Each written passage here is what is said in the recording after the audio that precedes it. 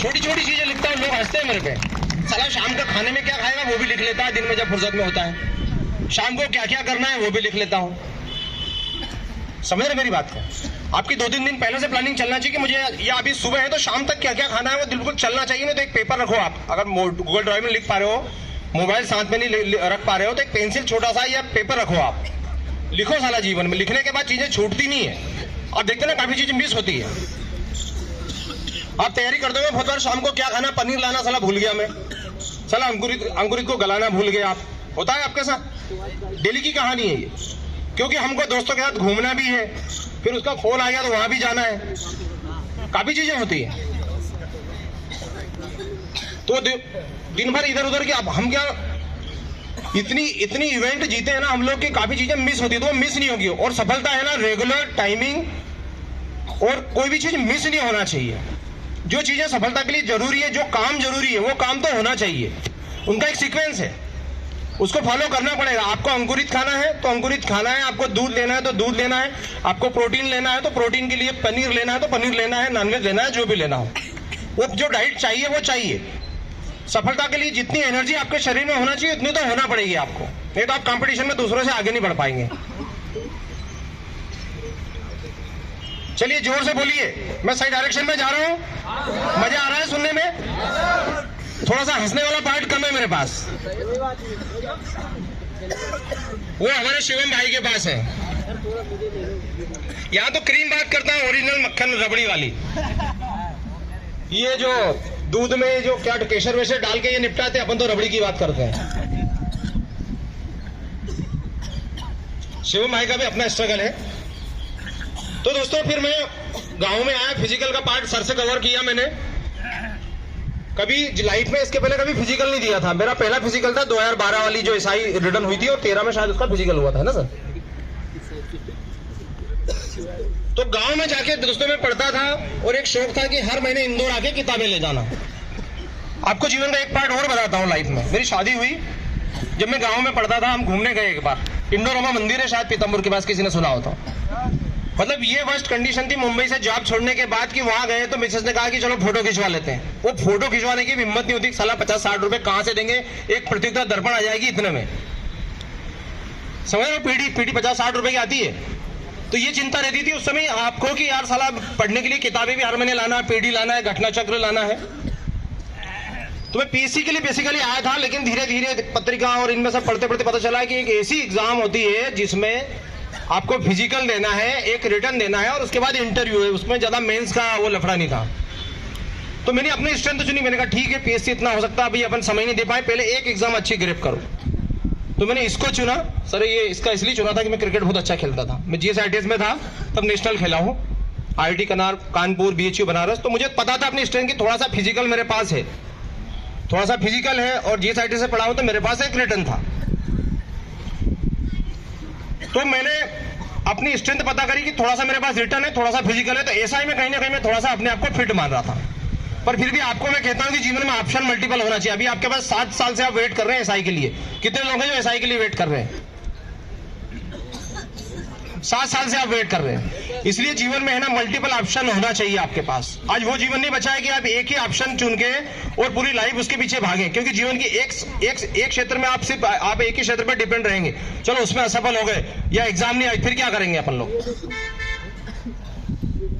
भाई option backup planning आज life में होना चाहिए। आज शिवम भाई हम लोग इस जॉब भी कर रहे हैं, लेकिन जॉब के अलावा भी काफी चीजें सोच रहे हैं। समझ रहे हो बात को? ये हम जानते हैं जीवन में आपका स्ट्रगल कभी खत्म नहीं होता है कि साला एसआई बनने के बाद स्ट्रगल खत्म हो जाए, या हमारे सर इतने सालों से जॉब कर रहे हैं, सर का भी अपने आप में स्ट्रगल है। हर व्यक्ति का स्ट्रगल है लाइफ में, क्योंकि उसकी आवश्यकताएं अब्राहम मैस्लो के अनुसार अलग अलग बदलती जाती हैं, उसकी प्रायोरिटी बदलती जाती है। अब एक जॉब पाने के बाद रिच लाइफ भी चाहिए, ठीक है, पहचान मिल गई, चलो पहचान एक लिमिट तक आपको रखती है, बांधे रखती है, लेकिन आपको रिच लाइफ चाहिए, आपको ग्लैमर चाहिए, आपके गाड़ी के पहिए नहीं रुकना चाहिए कहीं जाने के लिए, काफी चीजें होती है। आप अपने बच्चों को स्कूल में भी अच्छा भेजना चाहेंगे। अभी तो खैर आपकी लाइफ अलग है, आप खुद ही बच्चे हैं। तो दोस्तों फिर ऐसे मैंने ये एग्जाम जो रिटर्न था मेरा स्ट्रेंथ था, उससे मैं पहले साल इंटरव्यू के बाद तक पहुंचा। इंटरव्यू के बाद 1 नंबर से रहा मैं पहले उस तैयारी में। उसमें एक बहुत अच्छा वाकया हुआ था सर, उस पर आऊंगा। जो आपसे पूछा था, मेरा पेड़ डैमेज हो गया था सर। जब मैं तैयारी कर रहा था 2012 की एसआई में, जब गांव में तैयार कर रहा था, तो ये होता है गुरु के सानिध्य में रहने का फायदा। अब चूंकि मेरे पास इतने पैसे नहीं थे कि मैं इंदौर में सर्वाइव कर पाऊं, तो जब मैं गांव में तैयारी कर रहा था तो वहां पर अब हम लोग क्या है कि जब एग्जाम का एंड पार्ट आता है तब काफी ज्यादा मेहनत करते हैं। अभी आपका रिजल्ट आपको डिसाइड हो जाए डेट, तो अभी आप लोग भी भिड़ जाओगे उसमें।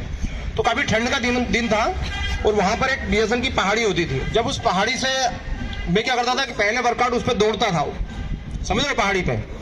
तो पहाड़ी का एक नियम है कि आप उस पर चढ़ के दौड़ सकते हैं, मतलब चढ़ते हैं तब आप दौड़ सकते हैं, लेकिन उतरते समय आपको थोड़ा सा ध्यान रखना पड़ता है, दौड़ते नहीं है पहाड़ी, शायद वो डैमेज ज्यादा करता है आपके घुटनों को।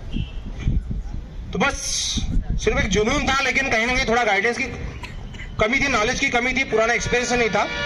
तो मैं दौड़ते हुए भी डेली उसमें उतरता था पहाड़ी से।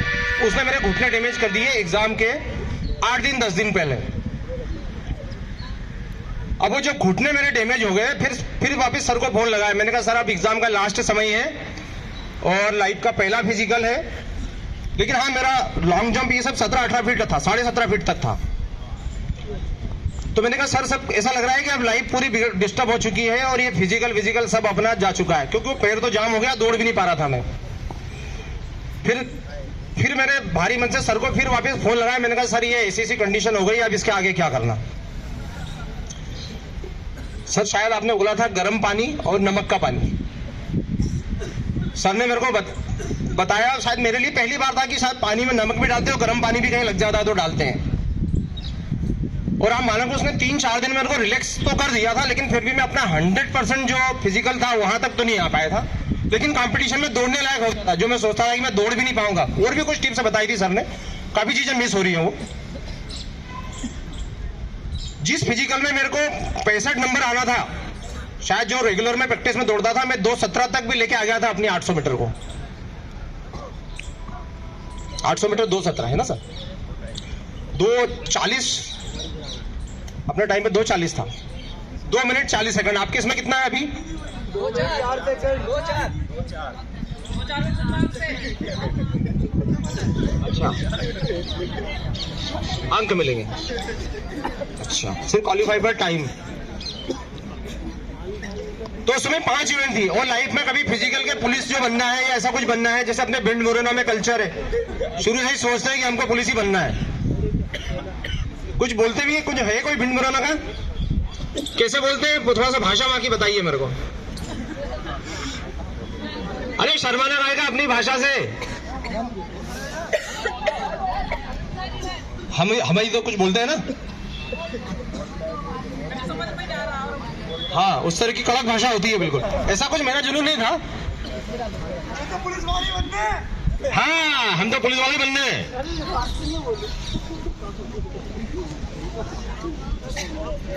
तो भाई लोग उसमें 65 नंबर रेगुलर मेरे को आते हैं, लेकिन उस दिन वो फिजिकल में फिर भी जो 100% अपन दे नहीं पाया। जब आखिरी जो लॉन्ग जंप आई मेरे रीजन तक, मेरे टाइम तक, जब लॉन्ग जंप आई तो तब तक मैं थक चुका था। वो पैर मेरा वापस दर्द दिखने लग गया था। जो मेरी मेन स्ट्रेंथ थी 17 नंबर, मतलब जो 17 फीट जिसमें मैं जंप करता था लॉन्ग जंप, उसमें मेरे को शायद गिनती में पासिंग मार्क्स ही आए, जो सबसे ज्यादा नंबर मेरे को जिसमें आने चाहिए थे। तो उसमें मैं इंटरव्यू के बाद 1 नंबर से रह गया। फिर वही गाँव जाना वापिस, और फिर वही दोस्त मिलेंगे साले, वही रिश्तेदार जो घर वालों से कंपटीशन में, फिर उनके बीच में जाके फंसना है। तो इंटरव्यू के बाद 1 नंबर से रह गया मैं। लेकिन मैंने एक अच्छा काम किया था, बैकअप प्लानिंग जिसको बोलते हैं। मैंने साथ में आरक्षक की भी एग्जाम दी थी उस समय। आरटीओ की एग्जाम में 1 नंबर से रहा, आबकारी आरक्षक में 1 नंबर से रहा, ऐसे ही चलता रहा उस साल पूरा। लेकिन एक आरक्षक की एग्जाम थी जिसमें मैं सिलेक्ट हो गया था। अब उससे क्या था, इस बैकअप प्लानिंग से वापिस मुझे मुंबई नहीं जाना पड़ता जॉब के लिए, या इंदौर में कोई लफड़े नहीं करना पड़ते। अब मुझे इंदौर में एक जॉब मिल गया था जिसमें सर्वाइव कर सकता था तैयारी के लिए। वो जॉब करते हुए फिर मैंने अगली एसआई दी। लेकिन उसको बोलते हैं कॉन्फिडेंस, किसको बोलते हैं? तैयारी के बाद जो आना चाहिए आप में, झलकना चाहिए। जैसा होता है ना, वो जैसे रियाना आ रही है, ये आ रही है, जो बड़े बड़े गायक है, बड़े बड़े प्लेयर्स है, वो कंपटीशन उनको दिखता है। जब बल्लेबाज मैदान के लिए जाता है तो अलग ही उसमें कंपटीशन होता है, जो क्या बोलते हैं कॉन्फिडेंस। तो वो होना चाहिए। 2012 की एसआई के बाद जब अगली एसआई जब आई तो बहुत से जो मेरे विरोधी थे ना, थोड़ा सा मैं मुंह फट वैसा होना नहीं चाहिए, लेकिन मैं उनको बोल देता था कि इस बार मेरे को कोई रोक नहीं रहा, कोई ताकत मेरे को रोक नहीं रही एसआई में जाने के लिए। ये भावना होना चाहिए, ये कॉन्फिडेंस आपका होना चाहिए। बहुत से लोग मजे लेने के लिए पूछते थे क्या चल रहा है आपका एसआई का, इस बार होगा? मेरे का इस बार 100% होगा, क्योंकि मुझे पता था कि मैं रिटर्न में मार्क्स बढ़ा लूंगा। मुझे इंटरव्यू में भी कम दिए थे, क्योंकि मेरी लाइफ का पहला इंटरव्यू था। आपके साथ ये चीज होगी, आप अपने आप गांव से आए हैं, तो आप लोग सोचते हैं कि जब पुलिस के बड़े बड़े अधिकारी के बीच में या किसी एसआई में आप इंटरव्यू में जब जाएंगे, थाने पर जाने की अपनी औकात नहीं होती, और हम वहाँ इतने बड़े अधिकारी के सामने जब खड़े होते हैं तो हम काफी अपने हाथ पर दूसने लग जाते हैं। और इधर तो वजन भी नहीं था मेरे पास, तो 50-52 किलो का वजन था। बीएम कंवर साहब, शमी साहब, शुक्ला साहब, ऐसे जो नामी थे उस समय, सर नाम चलता था इनका। तो डायरेक्ट जिस बंदे की औकात थाने के टीआई साहब के सामने खड़े की नहीं है, थाने के आरक्षक के सामने खड़े होने की नहीं है, वो व्यक्ति एमपी के टॉप लोगों के बीच में इंटरव्यू देने के लिए बैठा है। और ऊपर से गांव वाले तो कॉन्फिडेंस कम करके भेजते हैं कि साला देखते हैं इस बार क्या होता है। तो उनको भी जवाब देना, हम पता नहीं क्या क्या सोच लेते हैं काफी चीजें, लेकिन मैं एक चीज सोच के जाता हूं हमेशा एग्जाम देने या कहीं भी मैदान में, एक ही चीज सोच के जाता हूं कि जो मैदान का आपको जो 2 मिनट 3 मिनट जो मिला है, वो 2-3 मिनट में अपना तो पूरा खेल दिखा के जाएंगे साला। चाहे सामने वाला को पसंद आए ना आए, लेकिन अपना परफॉर्मेंस पूरा देके जाएंगे। एग्जाम रिटर्न देने जाता हूं तो मैं ग्लूकोज का बॉटल भी ले जाता हूं, एनर्जी तो कम है ही सही मेरे पास, तो ग्लूकोज का बॉटल लेके जाता हूं कि जो 2 घंटे जो रिटर्न का मिलता है, साला इतना उसमें दिमाग चलाएंगे ना कि पूरा रबड़ी करके जाएंगे पेपर की। तो हम लोग चाहे नंबर आए नहीं आए, वो बात की बात है। उसके बाद जैसे खिलाड़ी क्या मैदान में मेहनत करता ना, आप रनिंग में पूरा की पूरे जान लगा देते, मैं रिटर्न में भी ऐसी जान लगाता हूँ। सर मैं ग्लूकोज लेके जाता हूँ ताकि वो आखिरी के 10-15 मिनट या 20-25 मिनट में वो एनर्जी कम नहीं होना चाहिए। जब फटाफट कुछ क्वेश्चनों को अपने को आंसर भी देना है, कुछ जो छूटे हुए हैं वहां तक भी वापिस जाना है, सब एनर्जी मांगते हैं। फिर अगली बार हुआ, मजा आ रहा है कहानी में कि नहीं आ रहा है? कुछ मोटिवेशनल चीजें हैं कि नहीं है? ताली बजाइए एक बार। मैं अपनी लाइफ से चीजों को जोड़ के बता रहा हूं आपको। सबकी कहानी है, मेरी कहानी कोई अलग नहीं है। मेरे से वास्ट कंडीशन होगी कुछ लोगों की, मैं जानता हूं इस बात को। मेरे पास तो फिर भी थे, यहां तो लोग सिर्फ दोस्तों के भरोसे होंगे, ऐसे लोग भी होंगे, मैं जानता हूं। तो अगली जो एग्जाम थी उसमें फिजिकल उस समय तो सिर्फ दौड़ हो गई थी, सिर्फ क्वालिफाई करना था। अब उस साल क्या हुआ, मैं रिटर्न में अच्छे नंबर ले आया था थोड़े। मुझे पता था कि इंटरव्यू में जो 2012 था उसमें मेरे को 50 में से शायद 7 या 8 नंबर मिले थे, और एक एक्समेन थे शायद वो सिर्फ 200 में से शायद 69 नंबर रिटर्न में लाए थे। मैं 200 में से 160 वाला था और वो 200 में से 69 नंबर वाले थे, लेकिन उनके पास कॉन्फिडेंस था आर्मी की जॉब का। वो शायद वहां कॉन्फिडेंस से बैठे थे, उनको नंबर अच्छे मिले होंगे और मुझे 50 में से 7 मिले थे। तो कभी कभी जीवन में प्रिपरेशन मायने नहीं रखती आपका इंटरव्यू में। आपके इंटरव्यू में आपका कॉन्फिडेंस मायने रखता है, आप चीजों को कैसे रखते हैं, आप में डायनामिक्स कैसी है, आप में बोलने का व्यू क्या है। बहुत से लोग क्या होते हैं, अपना जो नेचुरल जो होता है ना, उसको भी थोड़ा सा निखारना चाहिए बोलने का तरीका। अब मैं आज भी कोई गाँव वाला हूं मैं, लेकिन फैक्टेबल बोलता हूं, मैं अपनी चीजों को निखारता हूं, अपनी ही पर्सनैलिटी में अट्रैक्शन लाने की कोशिश करता हूं। मैं बने बनाए पुतला जैसा बनने की कोशिश नहीं करता हूं। तो उस समय मेरा रिटर्न अच्छा था, रिटर्न में थोड़े से मार्क्स अच्छे थे, थोड़ा सा कॉन्फिडेंस था कि पिछली बार तो चलो इन्होंने नंबर मेरे को 7 दिए, लेकिन इस बार मैं अपना परफॉर्मेंस देके जाऊंगा इंटरव्यू में इनके सामने, चाहे नंबर दे या नहीं दे। वही 10 में से उस समय 10 नंबर का हो गया था सर, तो मेरा थिंक था कि 10 में से चाहे 2 नंबर दे दे मेरे को, लेकिन मैं आज तो अपने आप को एक्सप्रेस करके जाऊंगा इस इंटरव्यू में। बढ़िया कॉन्फिडेंस के गया, पूरा हंसता हुआ चेहरा, और पूरे टाइम मैंने उनसे शानदार बातें की। मैंने कहा इनसे बात करके जाऊंगा आज, मैं इंटरव्यू देके नहीं जाऊंगा। एक जैसा किसी सामने वाले व्यक्ति से जो नॉर्मल बातें होती है, आपका आई कांटेक्ट, काफी चीजें मायने रखती है, आपका कॉन्फिडेंस, अपनी चीजों को बताने का तरीका। और थोड़ा सा एक चीज और भी हुई, जिन्होंने इंटरव्यू लिया शायद उन्होंने, आप कहते हैं लाइफ की कोई चीज व्यर्थ नहीं जाती है। जीएसआईटीएस में मैं पढ़ा, सर जीएसआईटीएस ने मुझे एक चीज दी है। जब मैं वहां इंटरव्यू देने गया, शायद वो लोग उसमें से कोई जीएसआईटीएस के भी थे एक बंदे। अब उन्होंने वहां कुछ चीजें पूछी, आपको बता रहा हूं इंटरव्यू की चीजें। एक थे ऐसे मोटे से गोल से व्यक्ति इंटरव्यू में, तो एक उन्होंने बाकी चीजें तो जो टेक्निकल चीजें होती है वो तो पूछते हैं। उन्होंने ये पूछा कि अच्छा इस व्यक्ति की पर्सनैलिटी देख के आपको क्या क्या लग रहा है। सब पहले तो अच्छी जो रिटर्न की चीजें, फैक्टेबल चीजें, वो तो उन्होंने पूछ ली। लास्ट में ये पूछा कि इस व्यक्ति को देख के बताओ कि इससे आपको उनकी पर्सनैलिटी में क्या क्या चीजें आपको लग रही हैं। अब वो गोल चेहरा था, चश्मा वश्मा पहने थे, तो गोल लोग होते हैं वो जहां जाते हैं बहुत इंजॉय करते हैं, थोड़े से मजाकिया टाइप के होते हैं।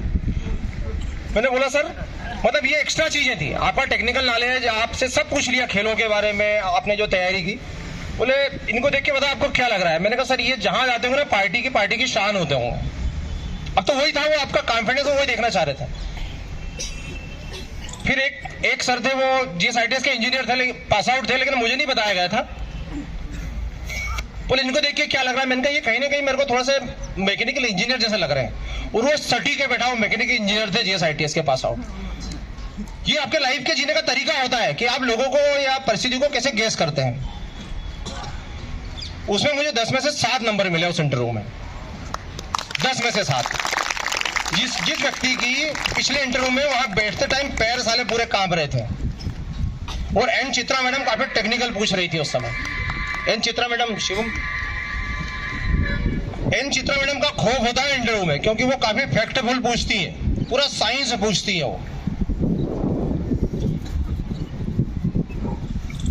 तो दोस्तों ये कहानी रही सफलता की। अब कुछ फैक्टफुल चीजों पे आता हूं। सर समय है थोड़ा सा, काफी चीजें अब सार गंभर जो अब आगे के लिए जो चीजें बची हैं,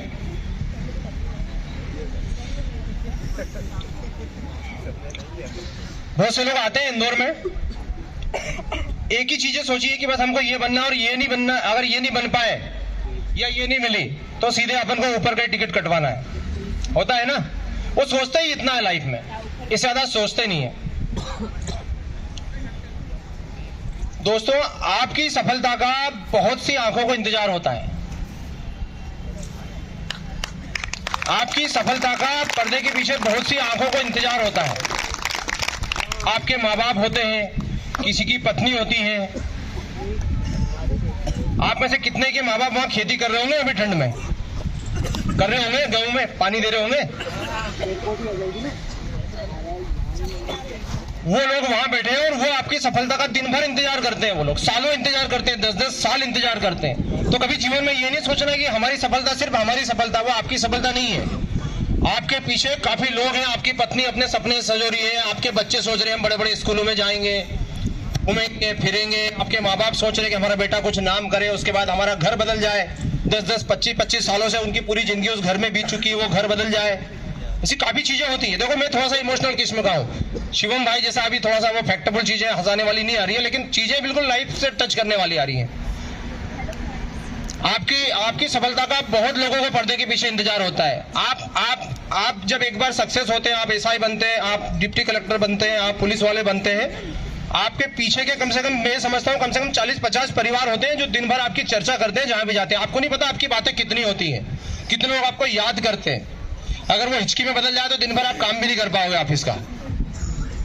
इतने लोग याद करते हैं आपको, और उस कॉन्फिडेंस से उनका जीवन, कितने लोग उस कॉन्फिडेंस से उनका जीवन, पूरा जीवन शानदार गुजारते हैं कि हमारा भाई वो है, मेरे भाई वो बहन अपने ससुराल पूरी लाइफ शानदार जिएगी, किसी से डरेगी नहीं और किसी से अन्याय को सहेगी नहीं कि मेरा भाई पुलिस वाला है। आपके माँ बाप गाँव में शानदार जीवन जिएंगे। तो ऐसी बहुत सारी चीजें। दोस्तों मैं इस बात को सिर्फ इसलिए कहना चाहता हूं कि आप सक्सेस नहीं होते हैं तो काफी डिसीजन उल्टे सीधे ले लेते हो, लेकिन आप ये चीजें पर्दे के पीछे वाली चीजें भूल जाते हो आप लोग। भाई जीवन में आप अगर पुलिस नहीं बन पाए इसका मतलब ये नहीं कि आपकी लाइफ खत्म हो जाती है। आप ऐसा ही नहीं बन पाए इसका मतलब ये नहीं होता है कि आपकी लाइफ खत्म हो जाती है। ये जो आप मेहनत करते हो ना, मेहनत कहीं ना कहीं बहुत काम आती है। आप फिजिकल का कोर्स कर लीजिए, इसके बाद काफी चीजें, क्यों सर फिजिकल के भी कोर्स होते हैं, टीचर्स जो बनते हैं।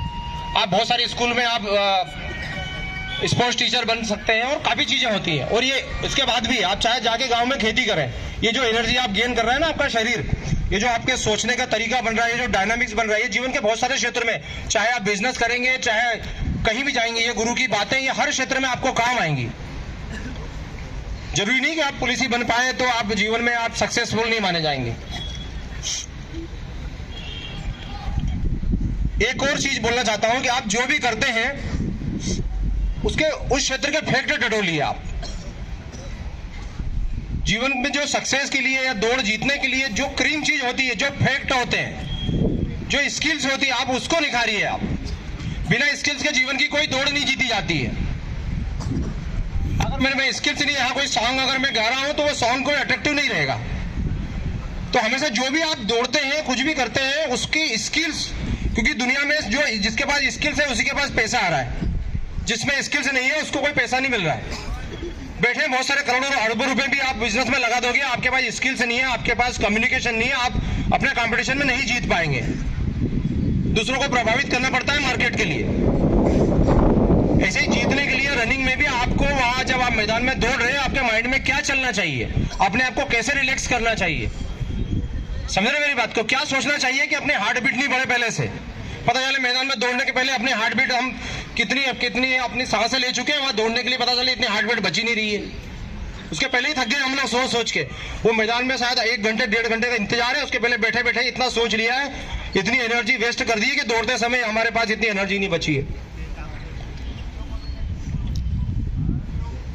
तो इसलिए जो भी काम करो उसमें अपने स्किल्स, उसके लिए जो फैक्ट होते हैं उन फैक्टों को पकड़ो आप, क्योंकि दुनिया में बड़ा पैसा है, बड़ी सफलता स्किल से ही आती है, नहीं तो जीवन भर आपको वही माथापच्ची करना पहलवानों वाली। आप अगर स्किल्सफुल लाइफ जिएंगे तो आपको कुश्ती नहीं लड़ना पड़ेगी दूसरों से पूरी लाइफ। स्किल से आप लाखों रुपए कमा रहे हैं, लोग बिना किसी से कुश्ती लड़े या बिना रोज लोगों से मगजमारी की है। समझ रहे हो मेरी बात को? थोड़ी सी ऊपर वाली बातें तो नहीं हो रही है मेरी, ओवर इमोशनली ऐसा कुछ?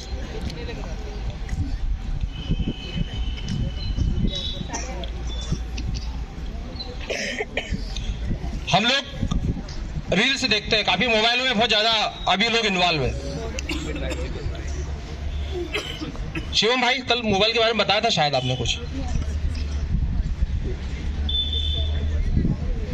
अब वो इंस्टा, लिंक्डइन वो तो सब ठीक है, लेकिन मैं एक बात कहना चाहता हूँ कि जब मोबाइल हम लोग जब यूज करते हैं, पहले तो अपना टाइम फिक्स कर लेना चाहिए कि दिन में मुझे, अगर आपको मोबाइल आपको हैप्पीनेस देता भी है, मोबाइल बहुत सी चीज देता है, कुछ लोगों का कैरियर पूरा मोबाइल में मानता हूँ वो, लेकिन मोबाइल का आपको टाइम मैनेजमेंट होना चाहिए कि आपको अगर दिन में मोबाइल भी लेना है तो 10-10 मिनट के लिए 4-5 बार आप आ जाइए, लेकिन एक टाइम में उसको 1-1 डेढ़ घंटा मत दीजिए आप, जब तक आप सक्सेस नहीं हो जाते। पढ़ना है तो वो बात अलग हो गई। और पढ़ने के लिए बहुत इंपॉर्टेंट बात बोलता हूँ मैं, आप लोग जब पढ़ते हैं तो पूरे टाइम मोबाइल को हाथ में रख के पढ़ते हैं। बहुत से लोग पढ़ते हो आप लोग, वो आपकी बहुत एनर्जी कंज्यूम करता है, हाथ से पकड़ के रखते हैं, आपका दिमाग नहीं चलता है, भले आप सोचते हैं। मोबाइल को हमेशा किसी सपोर्टिंग डिवाइस से या किसी से रखिए आप उसको ऐसा, और अपने आप को पूरे समय फ्री रखिए आप ऐसे हाथ में रखेंगे आप मोबाइल को, तो मेरे हिसाब से बहुत एनर्जी आप स्पेंड करते हो और इतने अच्छे डिसीजन नहीं ले पाते, आपका माइंड फ्री नहीं रहता, आपकी बहुत सारी रैम तो उसको पकड़ने में यूज हो जाती है। बहुत एनर्जी खर्च करता है मोबाइल को पकड़ना 1-1 घंटे। अब सोचो कि हम सोए हुए हैं और ऐसे अपने हाथ को किए 2-2 घंटे तक, 4-4 घंटे तक, कितनी एनर्जी खर्च होती है बताइए आप। उसके बाद आप दूसरे कामों के लिए एनर्जी नहीं बचती आपके पास। तो मोबाइल अगर यूज करना भी हो तो उसको, पहली बात तो ये सोशल मीडिया है ना, इसको आप बहुत कम कर दीजिए। इसको हैप्पीनेस के लिए दिन में 5-5 मिनट 10-10 मिनट के लिए 2-3 बार लाइए आप, देखा फटाफट फैक्टफुल और साला छोड़िए उसको। ठीक है, एक बात ध्यान रखेंगे, मोबाइल को हाथ में ज्यादा नहीं पकड़ना है, उसको आप रखिए डिवाइस पे।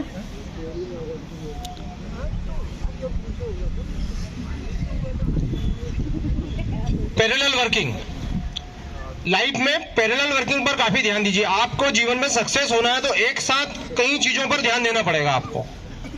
आपका पूरा ध्यान दिन भर अपने खाने पर भी होना चाहिए, अपने फिजिकल भी पर भी होना चाहिए और अपने पढ़ने पर भी होना चाहिए। इन तीनों पर आपको कंटिन्यू सोचना है। समझ रहे आपको? आज दुनिया सिर्फ ऐसा नहीं कि मैं दिन भर बस खाना हो तो 2 घंटे तक खाने पे मेरा ध्यान है, आपको दूसरी चीजों पे भी सोचना पड़ेगा दिन भर। पैरेलल थिंकिंग, एक साथ मल्टीटास्किंग बनना पड़ेगा आपको।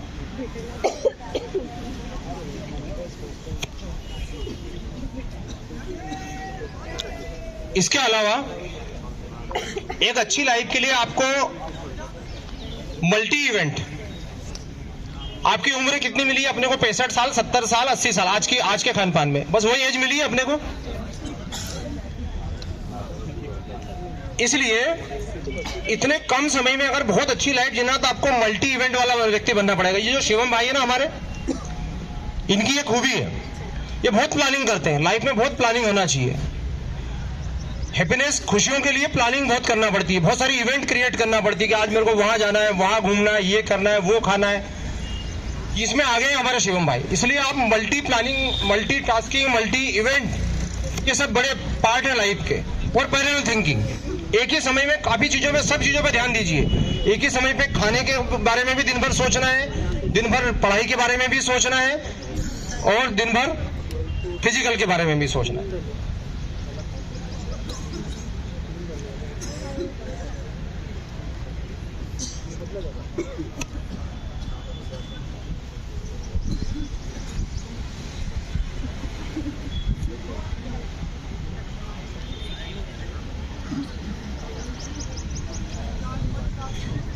एक और चीज बोलना चाहता हूं दोस्तों,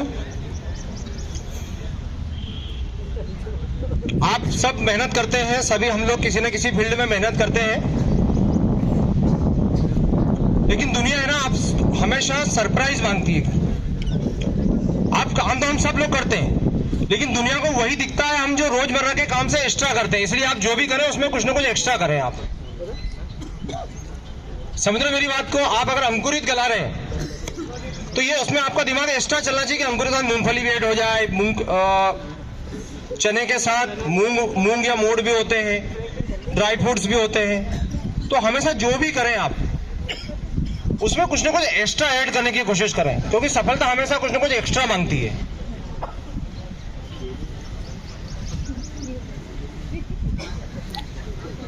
लंबा वीडियो खींच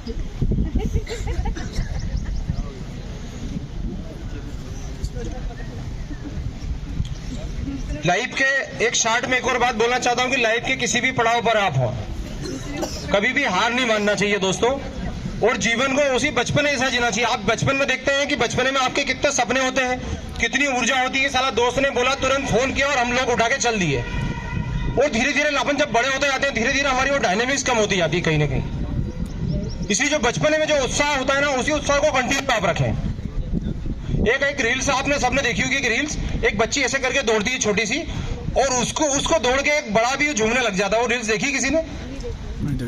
ऐसे करके एक बच्ची दौड़ती है शायद ऐसे करके, और उसको देख के वो दूसरे जो बड़ा एक व्यक्ति होता है मोटा सा, वो भी नाचने लग जाता है। वो डायनेमिक्स जो बचपन की जो होती है उसको हमेशा बनाए रखिए, क्योंकि उम्र के साथ हम लोग धीमे पड़ते जाते हैं, वो धीमे नहीं पड़ना है हमको। तो ऐसी ये छोटी छोटी बातें थी जिन पे आज मैं थोड़ा सा डिस्कस करना चाहता था दोस्तों। और अपनी चीजों को मैं अब